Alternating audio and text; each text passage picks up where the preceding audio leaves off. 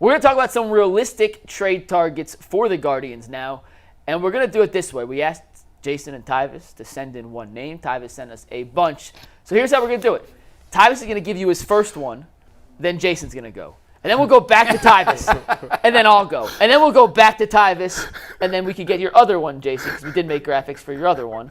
And then we'll go back to Tyvis, who then can finish off and rattle off his last 3 or 4. So Tyvis, pick one of the 6 you sent in to start, and then we'll move on from there. Do you want me to start? Like wherever you sent a 6. I don't know if your number 1 guy was the first guy you sent or the 5th guy you sent. So take your choice. They need to cut this out. All right. Well, since the topic has been about hitters, we'll start with a hitter. My hitter that I decided to go with was Cody Bellinger. Now, I don't know how realistic it is, but I think that Cody Bellinger is an outfielder that can go out there and hit a ton of home runs, that can be in, if you insert him in this lineup, he can give you that confidence booster that you need. You know, when guys aren't hitting well, maybe Josh Naylor or maybe Jose ain't hitting well, you still got another guy that can change the outcome of a game. If you put him at outfield, I think that now you could take all those middle infielders that you got in the outfield, bring them back up, and then you can fulfill that shortstop position. So I think that that'll be a nice pick. The biggest position of need on this team to me right now is shortstop. Mm-hmm. And the way to address it is temporary. Because obviously you believe Travis Bazzana is probably going to be up within a year from now. I would think by June next year he's probably your everyday second baseman. Jimenez is likely. The way I see this going is they're going to slide Jimenez over next year to short, maybe plug Tyler Freeman in at second until Bazzana is ready, something like that. So you only need to get a shortstop through the end of the season. And the guy that's out there that makes perfect sense to me is Paul DeJong, the shortstop from the White Sox. He's a veteran. He's 30 years old. He's solid defensively. He's not elite. He's not a butcher. He's fairly capable defensively. 17 homers to be 3rd on the team. He can hit the ball out of the park. That's the biggest thing with him is he can hit the ball. He's having a pretty good year for the White Sox, sort of a bounce-back year. He was really good in the National League with the Cardinals a few years ago. He was a former All-Star. He's not going to cost you anything in salary or prospects. That's why I think the trade that actually I think makes the most sense for the Guardians is Paul DeJong and Erick Fedde from the White Sox. It's a package deal. 2 for 1. It addresses the starting rotation needs. It addresses the short-term shortstop need. The problem with it is it's a division rival. And I don't know that the Guardians – I don't know from the White Sox – we've talked about this from the White Sox perspective. Fedde has this year and next. They're not going to be any good next year. So it shouldn't impact the White Sox trading within the division. I don't know if the Guardians want to look at whoever it is they're sending out. If they send out a Brian Rocchio and he turns into something and now you got to look at this guy for the next 6 years – you know, there may be some pause from Cleveland's side of it, actually, on who you're sending out. But it fills their 2 biggest needs in shortstop and starting pitcher. It makes a ton of sense. Like, it makes so much sense. It's one of those deals that really should get done. I just don't know that the Cleveland has the appetite to send prospects that they obviously like to a division rival. I actually covered DeJong when he was in rookie highball with the Johnson City Cardinals way back in the day. Wow. And I forgot he existed till you sent that in this morning. I was like, oh, how's he doing? I saw 17 home runs. Yeah, that's lovely. The average, whatever, who cares? If he's going to hit 17 home runs and play adequate defense on essentially a rental deal for a guy who he'll cost you nothing. Costs nothing. He'll cost you nothing. I hadn't even pondered or considered him. That is a great option. That is a great and I think that in terms of like who is truly, truly realistic in terms of what the Guardians have shown the propensity to be willing to part ways with in terms of prospects, I think that fits the mold even better than my guy, who we'll get to after we go back to Tyler, because he sent us 6. Number 2. Well, he just did a good job of covering one of them. I had Erick Fedde, so for all the reasons that Jason already just said, I had Erick Fedde, so I can skip that one and don't have to go through that one. But I'm going to stay with the White Sox because there's still one more person that's an outfielder, Luis Robert Jr., who will fit this lineup as well as another outfielder. Similarly, for the same reasons that I said for Cody Bellinger, a guy that, you know, when healthy, he can still change a game by hitting home runs. Look at that, 12 on the season. That'd be really nice. Again, you got a plethora of middle infielders that you could put in at their natural spot, maybe go to shortstop, maybe they can make some plays, and I think you could still get by through this season with Luis Robert Jr. The only I love Robert's phenomenal. The only problem is he's hurt all the time. I know. and that's a concern, obviously. But I'm with you in terms of the outfield. First of all, can we get a center fielder to play center field? Yeah. Like, I just gave you 2. Is that no? Like, Out of the budget. I'd love to see the Guardians actually have a center fielder Out of the budget. play center field. I know it's a crazy request. I mean, that's batshit crazy, if we're being honest. But I did have an outfielder, because again, I try to keep this relatively realistic of what really could get done. And the first name I said Ant before I really sat out, because honestly I didn't read the rundown last night. I'll be honest, we were at the movies, so I didn't read it. And then he texted me this morning. He's like, "Need a name?" It's like, I guess I need to read the rundown. So I went and read the rundown. Well, to be fair, he didn't say. Yeah, I did like not put it in when that. Mikey sent it, it says send names. Yeah, it just That's on me. I didn't did say not add that. I think we were at the movie when you sent the rundown last night, so I didn't read it. But the first day, it was just a knee-jerk reaction was, well, Randy Arozarena. I've been on him all along, and I think it's realistic for a couple reasons. Number one, the synergy between the two franchises. They've made a ton of deals together. They look at things the same way. They value the same things. The Padres, the Guardians, and the Rays love to get together on deals. And now those numbers look awful. He was horrendous April and May, like horrendous. Since the start of June, he's been much better. He had a couple of hits last night. He runs well, a lot of power. Obviously a Playoff big-time guy, too. Yes, big-time postseason contributor. And I mentioned this, I think, when we had Mandy Bell on. Again, Arozarena and Ahmed Rosario makes a lot of sense. And it's not sexy, especially, when you talk about Rosario and DeJong. These are not sexy options at shortstop. But you don't need sexy. You need something that's going to get the job done for the next couple of months, and that's it. Because you think you have your long-term solutions in place.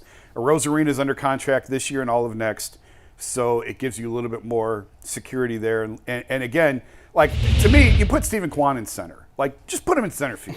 He's a center fielder.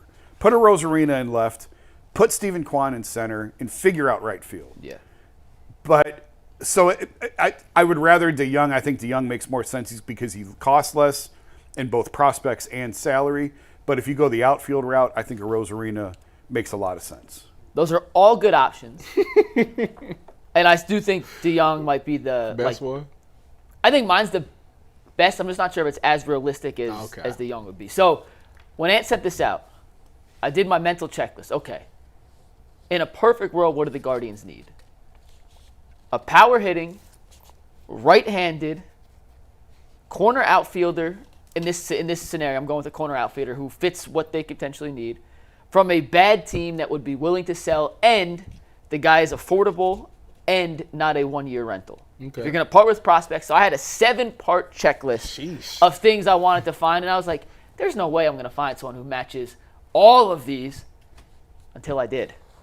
And his name is Brent Rooker of the Oakland Athletics. He is an absolute stud. His numbers this year are incredible. He's hitting .290, which is top 10 in baseball. He has 23 home runs in the season, 69 RBIs. His OPS is in the top 10. He's been one of the best hitters in baseball you've never heard of. He's a right-handed power hitter who can play both corner outfield spots. He's played left field in Oakland. He has played right field in the past.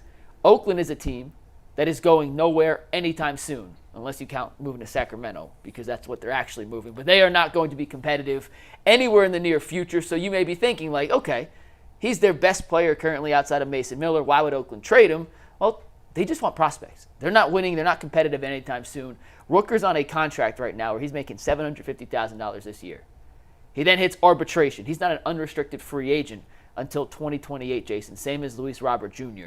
So he fits all of the qualifications that I think would be a perfect pie in the sky but not totally unrealistic candidate for the Guardians. And you add a right-handed hitting bat like Brent Rooker into this left-handed heavy lineup in between Naylor and Ramirez and eventually down the road with Bazana and Kwan and Jimenez if he gets back to it. That's a guy that you could plug into right field, or if they move Quan to center, into left field and be a staple in the middle of your bat for the next 2-3 seasons. I know it would take a ton of prospects to get him, but I think he'd be a perfect fit in Cleveland. I have no complaints to that. He was on my list too. Like, it's a great call. I do wonder because again, the Guardians have tried dealing with Oakland in the past, and the asking price was astronomical on Matt Olson and Sean Murphy. So I would imagine it's going to be the same in this. So that was one of the reasons why I sort of left him off the list, because I was trying to keep this as realistic as possible, and I don't know that the Guardians would write the check in prospects that Oakland's going to ask for him because of exactly what you said. He doesn't make anything, and he's under control for a long time. He would be a perfect fit. He's also got experience. He's a former Twins farmhand, has experience playing first base, although he's primarily an outfielder now. Twins have this thing with like giving up on power hitters too soon. David Ortiz, Brent Rooker. So yeah, I mean, no complaints. If they get Brent Rooker at the deadline, that'd be a great move. I think that would be considered a home run, all-in type move. I mean, Jason, I'm just curious from your speculation. Yeah. How many of their top prospects would it take, or what would a prospect package look like in order to get Rooker? Because I don't know what the A's would be looking for. I know you've mentioned Mason Miller a bunch. Right. He might be too expensive as well, and obviously you're not going to get Miller and Rooker without giving your entire farm system up. Right. But what does a prospect package for a Brent Rooker look like? I'm just throwing names. Angel Martinez, Juan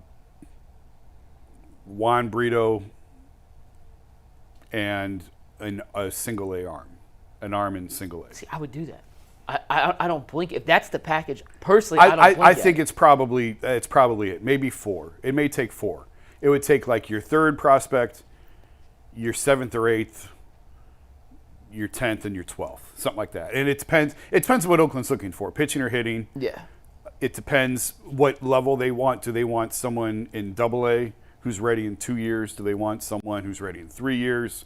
You know, they want to stagger this. Obviously, you want to keep this cycle going. And I actually think Oakland's playing better, and they may not move Rooker and Miller because they're got a little bit of momentum coming now. So they very well may hang on to these guys.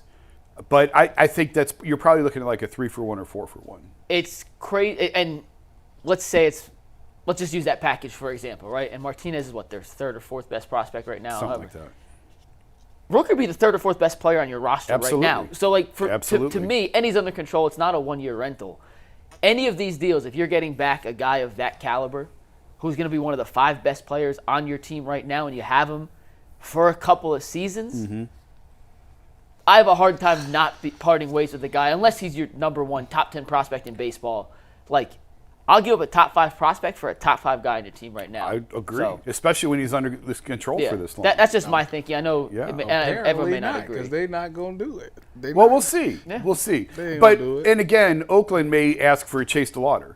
Yeah, because that's what they did with Sean Murphy and Matt Olson. It's you give us your number 1, or there is no deal. And finally, Cleveland walked away because they said we're not giving you Tanner Bybee or Gavin Williams, which is ironic though, because Atlanta got both Murphy and Olson for a deal that wasn't as good. Yeah. Right. So, right. But again, that's how we see it. That they took less, but obviously Oakland internally felt like it was a better deal. So you never know. That's the one thing with like prospect rankings. This is what Baseball America, MLB.com. I think our guy Keith Law does a fantastic job. But it all comes down to how those teams actually view these guys, and they may not view guys the same way that these evaluators do. And I know we have a couple more names on the list, and we got plenty of time. So who else do you think makes sense for the Guardians to target at the deadline? So, Tyvis, we still have one of your picks ready to go. Do you want to go first, then I'll toss my pick up last? I got 1 pick left? You got 1 pick left. Does he remember who it is? Probably not. Jack Flaherty. That's who it was. Jack Flaherty, which I don't know if Detroit's going to give him up because of we're in the same division, but obviously he would be wonderful in this lineup. I mean, if you watched him last night, he was pretty good against the Guardians. So that strikeout to walk ratio is flat out absurd. I'm telling you, it would better be than Skubal. Yeah, that's crazy. It would be really, but there's no way. I think it's a. I think it's. If you're Cleveland, do you want to give up these guys that you're going to have to face for the next 6 years, more so than from the Tigers' perspective? If you say Rocchio's name again, yes, they can have him. I am by no means a Rocchio fan. I'm not. I would love to go against him. But he was their number 1 prospect coming into this year. Come get him. Yeah, I'm with you. Come get him. I've always liked Arias more than Rocchio, and this year that's like picking between a gunshot wound and a stab wound. And that's why sometimes I'm not obviously you don't want to trade someone who turns into something, and that's the big fear of all these deals. But if you can get an established guy, and we'll use Flaherty, or I said it with Rooker earlier, like. It's a lottery ticket versus a known commodity. If the known commodity you're getting is damn good, like It's worth Go get it, yeah. It's worth Go it. get him. How many prospects like truly hit? Like seriously, how That's many a guys good question. truly hit? Like We- But they, as G would say, there's levels to this. Like Yeah, I there's mean- some that, Tarek Skubal's a good example. Skubal is sort of the Bibby of the group in that he was number 3. Like the Tigers were loaded with Casey Mize, Matt Manning, and Tarek Skubal were their top 3 pitching prospects, sort of Daniel Espino, Gavin Williams, and Tanner Bibby. And in both of those instances, to this point, 3's been the best. Skubal's the best. Skubal's a Cy Young candidate, and Bibby's been the best for Cleveland. So you just don't know which one it's going to be. But I mean, the hit rate on prospects is low, certainly. But when you catch the right one, it can change your whole franchise. And I totally, once again, I understand that entire premise. And Yeah. you could trade away Daniel Schneemann, and Schneemann can turn into the MVP. Like, it happens. But at some point, like, you got to be able to get players who contribute now when I you're in the totally position agree. you're in. And that's why I totally agree. I would be willing to make that sacrifice to the right players in this situation. When you're 61 and 41 or 62 and yeah. 40, whatever they are. Like, 61 wins. yeah, you're there. Like go get it. And I think they will. That's Yeah. the conversation we had yesterday about what's all in mean. What's the definition of all in? I think they're going to be aggressive. I think they're going to make moves. I will be shocked if we roll in here next week Next Wednesday and they don't do anything at all. I would be shocked. And you have one more name. It's a little Yeah, blast from the past. We've definitely mentioned him in and out the last couple weeks, but I'm picking Cal Quantrill. I think I'd be pretty happy to have him back in the starting rotation with as well as he's been pitching out in Colorado. He got into it yesterday. Did you see that? That was awesome. That video was funny. Go find it. We can't talk about it. Not even on YouTube. I don't think we can talk about it. Yeah, I can't repeat that. he has some very, very choice words. John Boy can, I bet, but Yeah. Oh, John Boy. Yeah, he for sure could. Quantrill, that'd be a great addition. It's kind of funny. Like, Is he the best pitcher that the Rockies got right now? I don't know the rotation. Every well time enough he's to know. on the mound, they seem to win. But again, He did that in Cleveland too. I think the problem with Quantrill is it's hard to bring back a guy that you let go for nothing because it would cost you. It would cost you legit assets. Yeah, Not crazy, but it would cost you something. it would hurt. It would hurt to get him back, and teams can't worry about criticism, but it does open you up to quite a bit of criticism of, well, you just had this guy. Why'd you let him go for nothing? And now it's a bad look for the organization. So for that reason, I don't think he'll be the answer, but certainly he could help this team with where they're at now for sure. to answer your question, Tyvis, he is leading the Rockies in wins with 7, and he's got a 4.09 ERA, which is leading them as well. Isn't it crazy that a team leader in ERA is 4.09? I know Colorado. He also has Yeah. the most pitching, most innings pitched. Yeah, he's been their most consistent starter, hands down, bar none. Would you rather have Cal Quantrill or Ben Lively? Lively Right this year. now, Bill Right now, Lively. Lively. Yeah, I know. So it's hard to totally no one thought Ben Lively was going to give him this, But it wouldn't take a lot to get him, right? more than you think. Only because again, it's the market. it's yeah. the market. It's like Let him- trying to buy a house Let him during stay. COVID, man. No, it's like trying to buy a beer at a baseball game. Let him stay where he at then. That's the case. Right. Because I don't know that you are going to trust him in Like- Game 3 of a. We've seen that before. Yeah. No. I mean, he would be great to get you there, but I don't know that you want to trust him once you're there. Why can't he come out of the bullpen? Who? Quantrill? Yeah. His stuff isn't. Yeah, he's. Can we talk about the bullpen real quick? Because last night, bad job out of us, because we just spent 15 minutes earlier talking about the game last night. We didn't mention how good the bullpen was. 4 innings, no hit baseball. They had 6 strikeouts, no walks.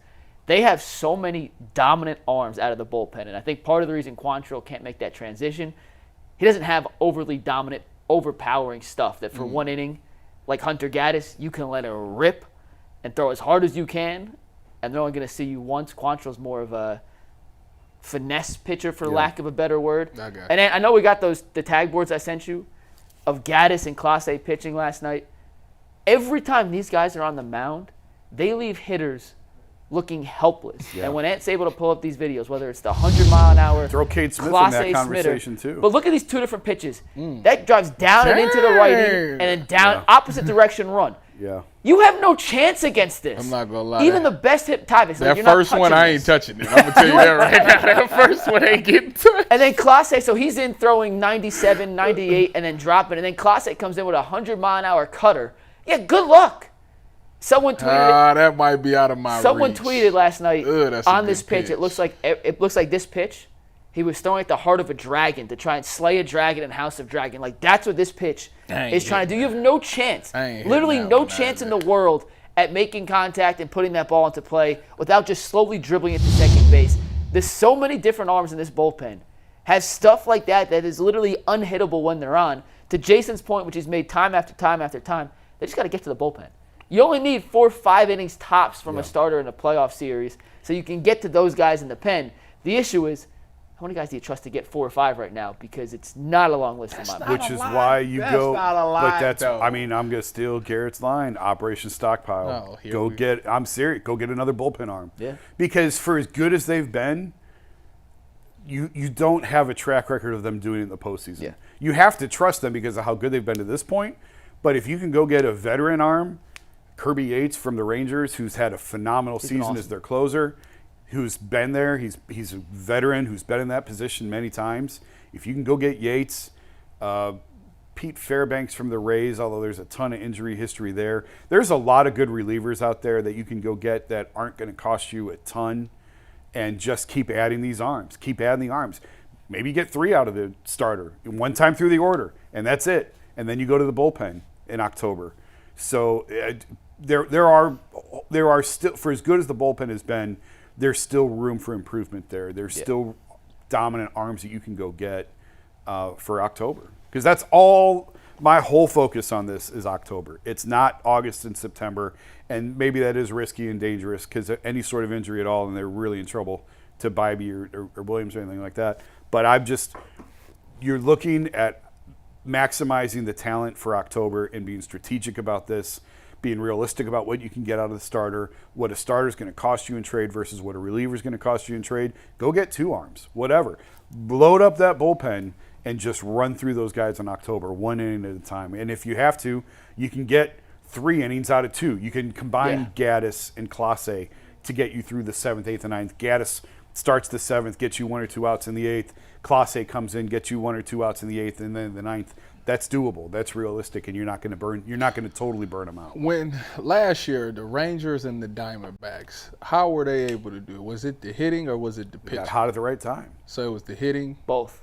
I mean, the Diamondbacks got really good starting pitching from Zach Gallen. Jordan Montgomery, who was a trade deadline acquisition by the Rangers, if my memory serves correct, was terrific in the postseason as a starter for the Rangers. The Rangers called up Evan Carter, who ended up playing center field, who was awesome for them down the stretch. Yeah. I think, and Corbin Carroll, and there was a couple guys. Ketel Marte on Arizona got hot at the right time. And the Rangers got lucky with some bullpen arms who were dominant, who had sketchy track records, who were just dominant in the postseason. Like a Ben Lively. More bullpen than starters. But more bullpen. Yeah. Jose Leclerc was their closer. He's been terrible for the most part of his career, but he had a dominant October, and that's all they needed out of him. Did he get paid? No, and he's been terrible again this year. He lost the closer job, to Kirby Yates. Yeah. Right? Yeah. It's baseball more than maybe any other sport is like you got to click at the right Get hot time. at the And right what you time. do from April to the middle of August don't mean shit if you fall off the cliff or you get hot. Yeah. So, like, weren't the Braves, when they won the World Series, weren't they sub 500, like 90 games into the season? Something like that? Yeah, or was it the Nats? Or both. I don't remember now. I think it was the know Braves. this is going to be hard for you because I need you to use your memory. Oh, God. When the Guardians or the Indians went to the World Series, Mm-hmm. do you remember what their record was regular season? 97, they won 87 games. But they were in a terrible division. The division was trash. They sort of coasted all year.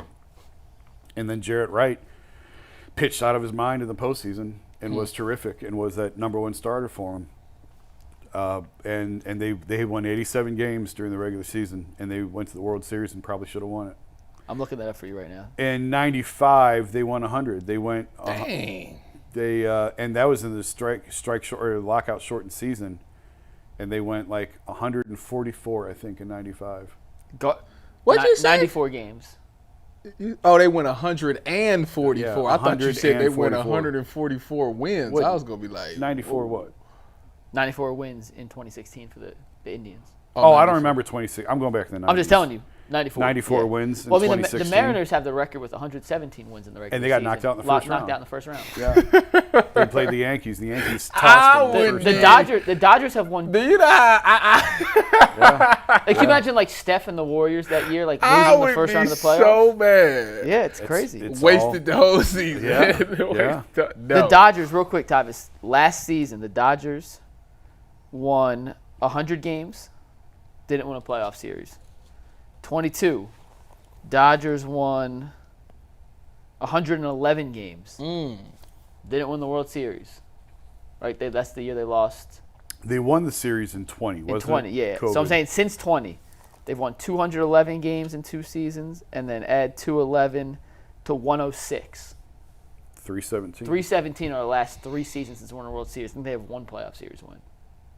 That's terrible. That's why Like I love baseball. That's Love baseball. I could be wrong. Don't 100. They may have won 2, but I know they haven't made I couldn't the live series like they that. need to make. I couldn't live like that.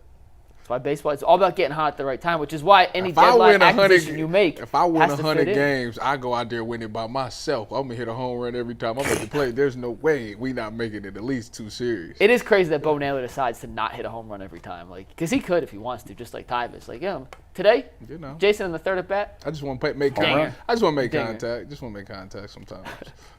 All right. Any last thoughts on trade targets for the Guardians? You guys ready to talk a little Cavs? J.P. Sears. JP Sears. Another good name.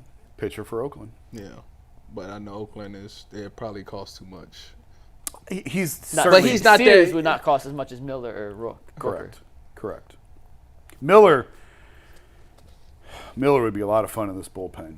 Ooh, But you saw that filth that we showed earlier. Yeah. You add Mason Miller to that. yeah, I mean My goodness. it's Call the I- bullpen the Dirty Boys. I remember back in 1988, I think, when the Reds beat the A's, and nobody thought the Reds were going to beat the A's, and they had the Nasty Boys, Rob Dibble, Norm Charlton, and Randy Myers The in the Nasty bullpen. Boys. The 7th, 8th. If the Reds had the lead after 6 innings, it was game over because they just ran those 3 out, and they won the World Series that way. Yeah.